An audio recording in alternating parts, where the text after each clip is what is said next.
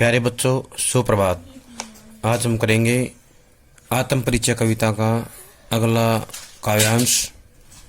मैं निज उर के उद्गार लिए फिरता हूँ। निज माने होता है अपने, उर माने हृदय, उद्गार माने भाव या विचार। मैं निज उर के उपहार लिए फिरता हूँ। निज माने अपने, उर माने हृदय, उपहार माने होता है भेंट। उपहार माने होता है भेंट। है यह पूर्ण संसार ने मुझको बाता। अपूर्ण माने था अधूरा, संसार होता है दुनिया, मुझको माने मुझे, बाता माने अच्छा लगना। मैं सौपनों का संसार लिए फिरता हूँ। सौपन माने सपने।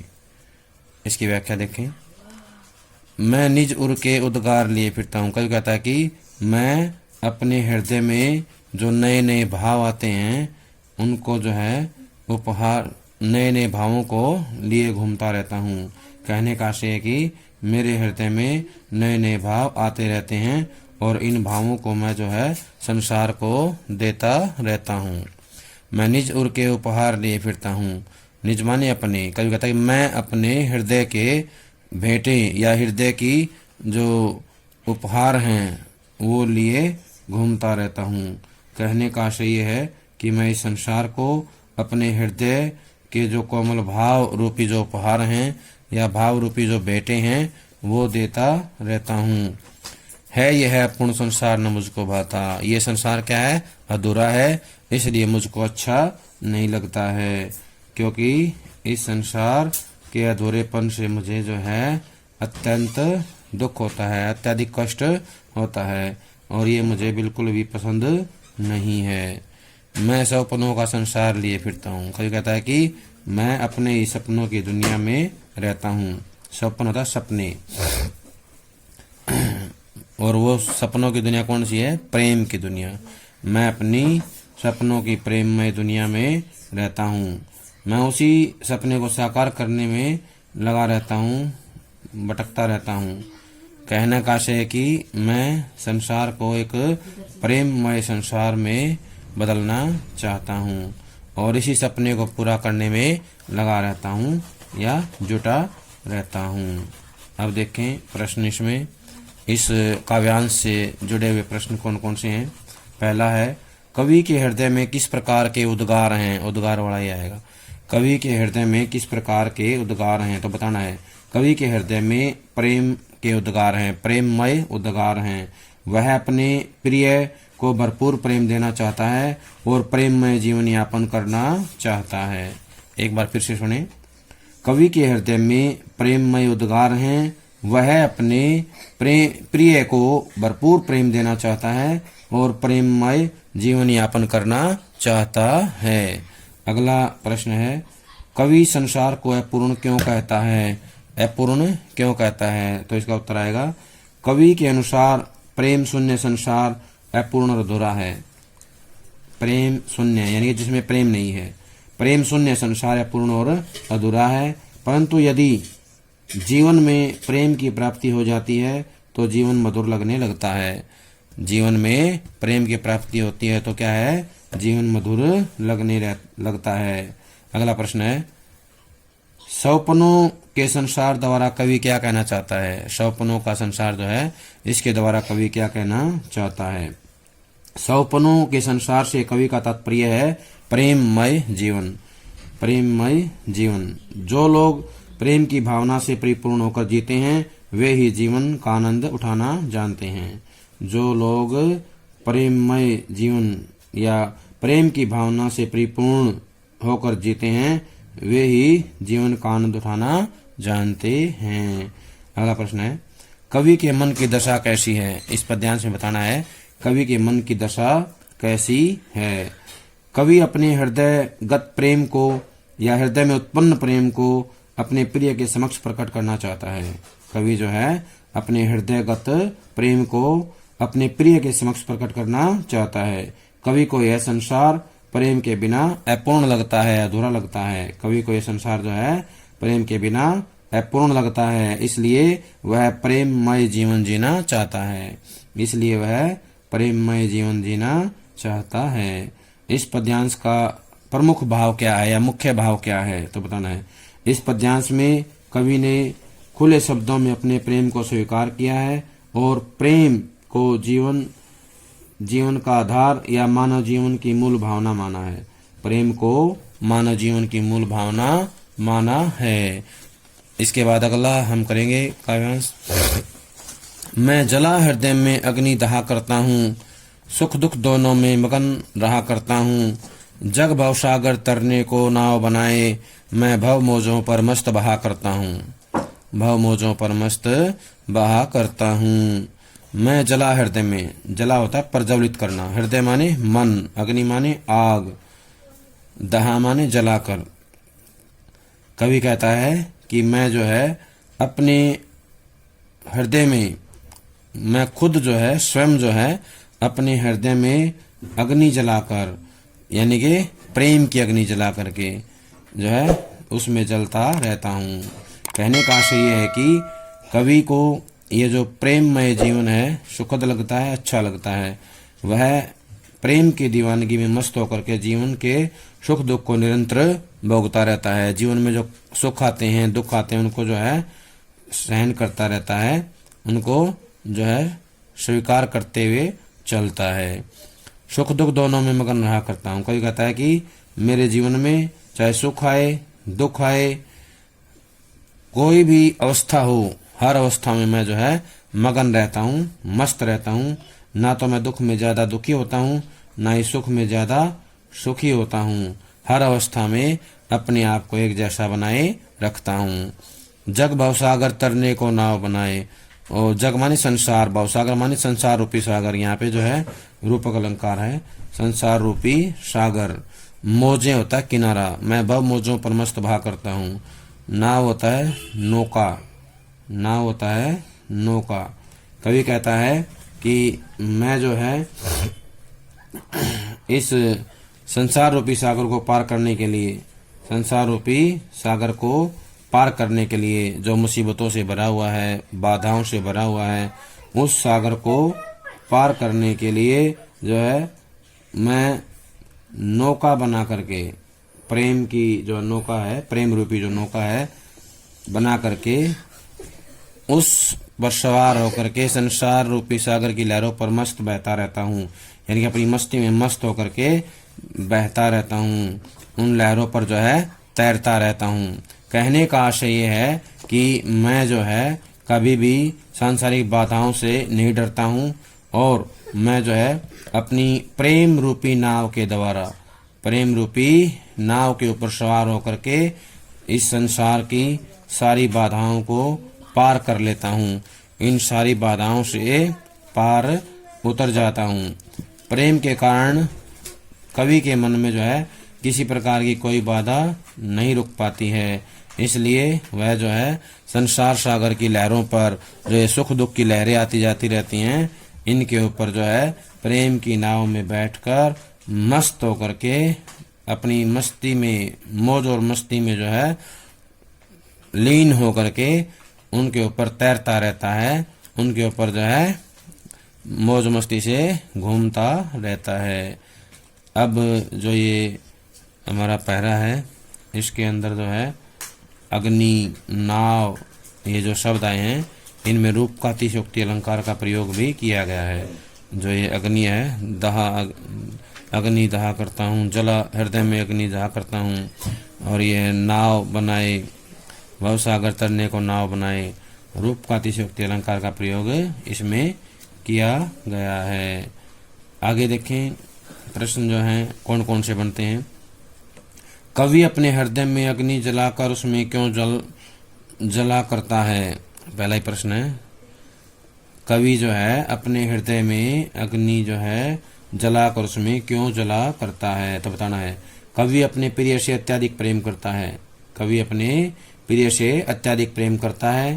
प्रिय की यादें कवि को आनंद प्रदान करती हैं। प्रिय की यादें कवि को आनंद प्रदान करती हैं, इसलिए वियोगावस्था में, विरहावस्था में भी कवि अपने प्रिय की विरहाग्नि में जलकर आनंद प्राप्त करता है। कवि जो है अपने प्रिय की विरहाग्नि में जल करके आनंद प्रदान करता है या प्राप्त करता है, आनंद प्राप्त करता है। कवि सुख दुख में कैसे मगन रहा करता है, सुख दुख में कैसे मगन रहता है बताना है।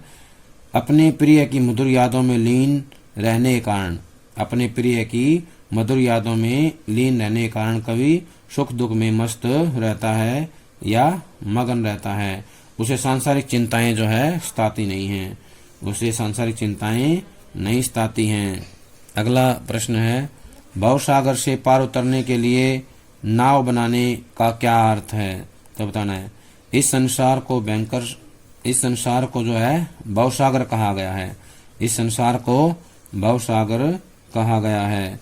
इसे पार करने के लिए कोई न कोई नौका अवश्य चाहिए, तो कवि अपने प्रिय के प्रेम को नौका बना करके इस भवसागर को पार करना चाहता है। इस भवसागर को कैसे पार करेगा, अपने प्रिय के प्रेम को नौका बनाकर, अपने प्रिय के प्रेम को नौका बना करके जो है पार करना चाहता है।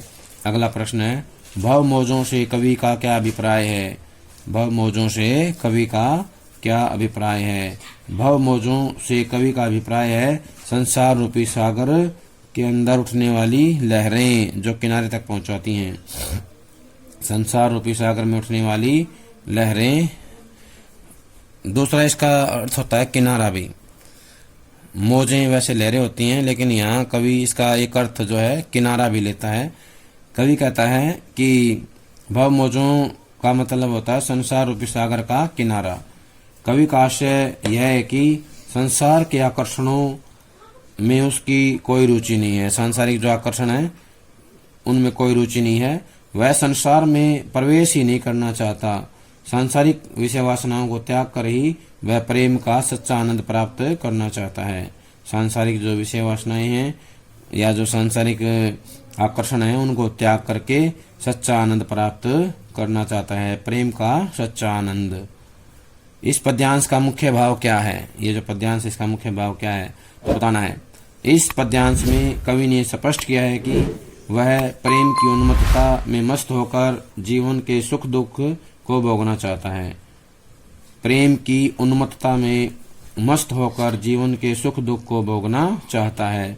वह अपनी प्रेम रूपी नौका द्वारा ही संसार रूपी सागर को पार करना चाहता है। प्रेम रूपी नौका द्वारा संसार रूपी सागर को पार करना चाहता है। अगला है, मैं यौवन का उन्माद लिए फिरता हूँ, उन्मादों में अवसाद लिए फिरता हूँ, जो मुझको बाहर हंसा रुलाती भीतर, मैं हाय किसी की याद लिए फिरता हूँ। यौवन होता है जवानी या युवावस्था, उन्माद होता है मस्ती, लिए फिरता हूँ माने लेकर घूमता हूँ। उन्माद होता है मस्ती या पागलपन, अवसाद होता है दुख, दुख। बाहर हंसा रुलाती भीतर नहीं, मुझे बाहर से तो हंसाती रहती है, अंदर से रुलाती रहती है। याद माने खट्टी मीठी यादें। कवि कहता है कि मैं यौवन का उन्माद लिए फिरता हूँ।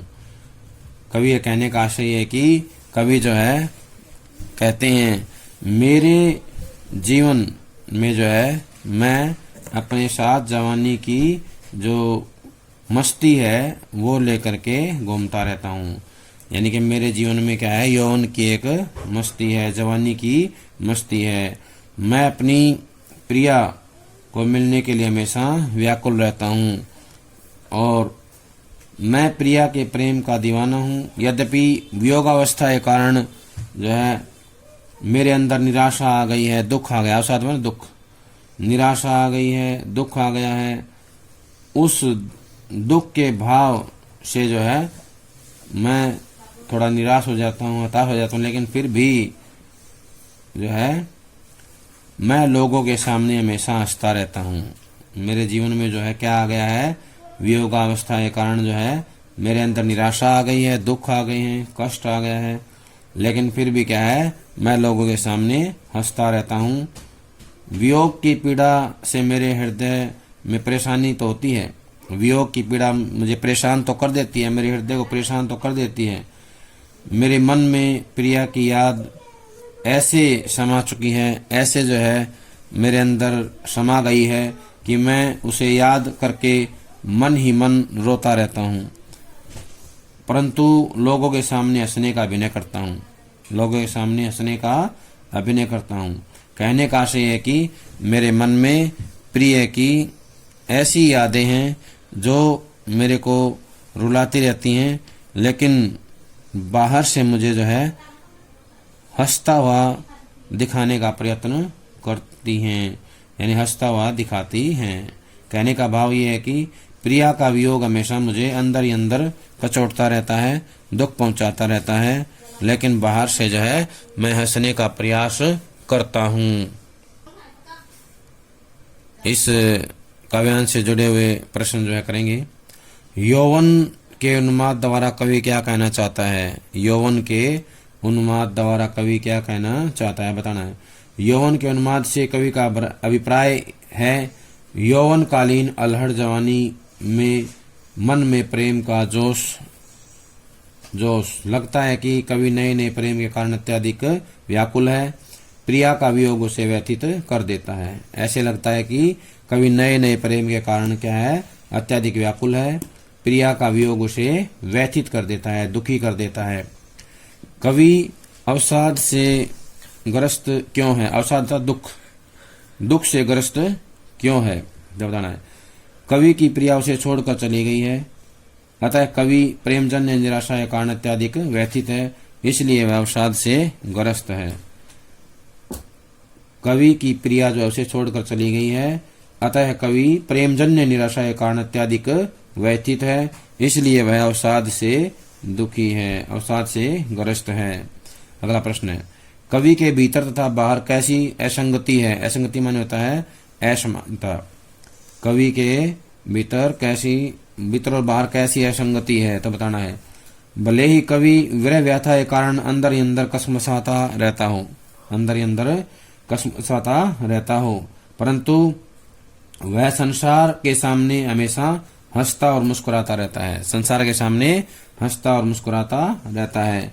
वह नहीं चाहता कि लोग उसकी विरह व्यथा का मजाक बनाएं, इसलिए कवि का मन अंदर से सुंदर और बाहर से असंगत दिखाई देता है, यानी कि असमान दिखाई देता है। अगला प्रश्न है, इस पद्यांश में किस प्रकार के श्रृंगार रस का चित्रण हुआ है और क्यों, तो बताना है। इस पद्यांश में श्रृंगार रस के वियोग पक्ष का चित्रण हुआ है। वियोग पक्ष का मार्मिक चित्रण हुआ है। कवि अपनी प्रिया के प्रेम से वंचित है, इसलिए वह निराशा और अवसाद से ग्रस्त है। क्योंकि उसके जो प्रिया है, कवि अपनी प्रिया के प्रेम से वंचित है, इसलिए निराशा और अवसाद से ग्रस्त है। इस पद्यांश का मुख्य भाव क्या है, तो बताना है। इस पद्यांश में कवि ने अपनी विरह व्याथा की मार्मिक अभिव्यक्ति की है। विरह व्याथा की मार्मिक अभिव्यक्ति की है। कवि सहज सरल शब्दावली में अपनी वियोग जनित अभिलाषा और पीड़ा को व्यक्त करता है। इस पद्यांश में कवि ने अपनी विरह की मार्मिक व्याथा अभिव्यक्त की है। विरह व्याथा की मार्मिक अभिव्यक्ति की है। कवि सहज सरल शब्दावली में अपनी वियोग जनित अभिलाषा और पीड़ा को व्यक्त करता है। कौन सी है? वियोग जनित, अपनी वियोग जनित अभिलाषा और पीड़ा को व्यक्त करता है। कर यतन मिटे सब सत्य किसी ने जाना, नादान वही है हाय जहां पर दाना। फिर मूढ़ ने क्या जग जो इस पर भी सीखे, मैं सीख रहा हूँ सीखा ज्ञान बुलाना। कर यतन, यतन होता है प्रयत्न। क्या होता है यतन? प्रयत्न, कोशिश। मिटे माने मिट जाए, समाप्त हो जाए। सब माने सब कुछ। सत्य किसी ने जाना, सत्य होता है सच्चाई। नादान वही है जहां पर दाना, नादान होता है ना समझ। क्या होता है नादान? ना समझ, भोला भाला। दाना होता है बुद्धिमान। क्या होता है? बुद्धिमान। फिर मूढ़ ने क्या जग जो इस पर विषय के, मूढ़ होता है मूर्ख। जग माने संसार, सीखे माने सीखना। मैं सीख रहा हूँ सीखा ज्ञान बुलाना। तो इसकी व्याख्या देखें। कवि कहता है कि संसार के सभी लोगों को अनेक प्रयास करने की सलाह देता है कवि। क्या कहता है कवि? प्रयास करने की सलाह देता है और कहता है कि हमें प्रयास करना चाहिए कि सब कुछ मिट जाए। कवि कहता है कि हमें प्रयास करना चाहिए, कोशिश करनी चाहिए कि सब कुछ समाप्त हो जाए। और हम सत्य को जान पाएं। सत्य को जानने के लिए पहले भी लोगों ने बहुत कोशिश की थी, प्रयास किया था, और लोग जो है थक हार गए थे, लेकिन सत्य को कोई नहीं जान पाया था। संसार के सभी लोग जो है अनेक प्रयास करके, अनेक बार जो है प्रयत्न करके जो है थक गए थे, लेकिन सत्य को कोई नहीं जान पाया था।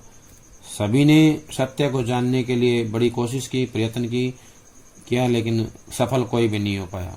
इसका कारण ये था कि लोग संसार के धन, वैभव और भोग विलास में जो है व्यस्त हो गए थे। कहाँ हो गए थे? भोग विलास और धन वैभव के एकत्र करने में जो है लग गए थे, एकत्र करने में व्यस्त हो गए थे। और कवि ऐसे लोगों को क्या है? मूर्ख बताता है। ऐसे लोग क्या हैं? मूर्ख हैं, जो केवल इस संसार में धन वैभव इकट्ठा करने में लगे रहते हैं। वे इस सच्चाई को भूल जाते हैं, भूल गए हैं कि संसार के जाल में उलझकर कोई सच्चा सुख प्राप्त नहीं कर सकता, वास्तविक सच्चाई को हासिल नहीं कर सकता।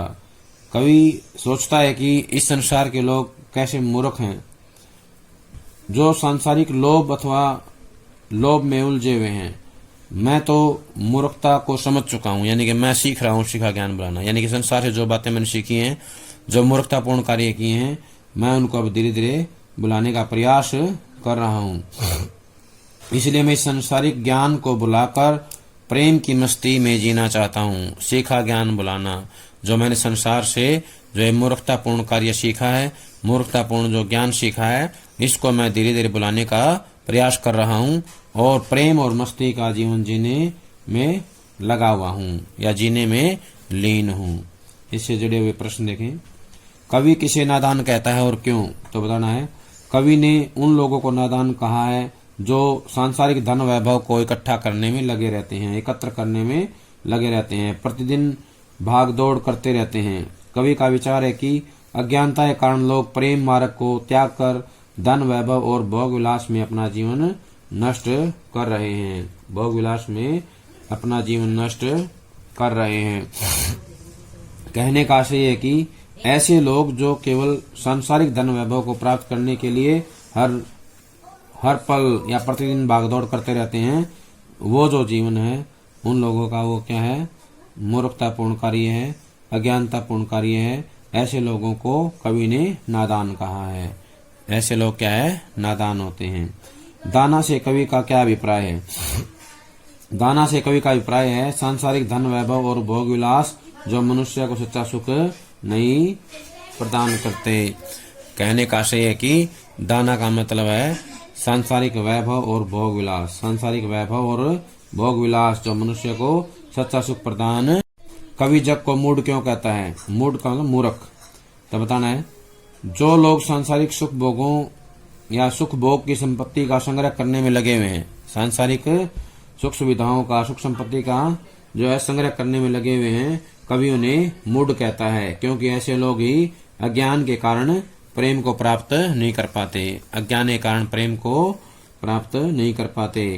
कवि किस प्रकार के ज्ञान को बुलाना चाहता है? तो कवि कहता है कि सांसारिक विषय वासनाओं के ज्ञान को बुलाना चाहता है।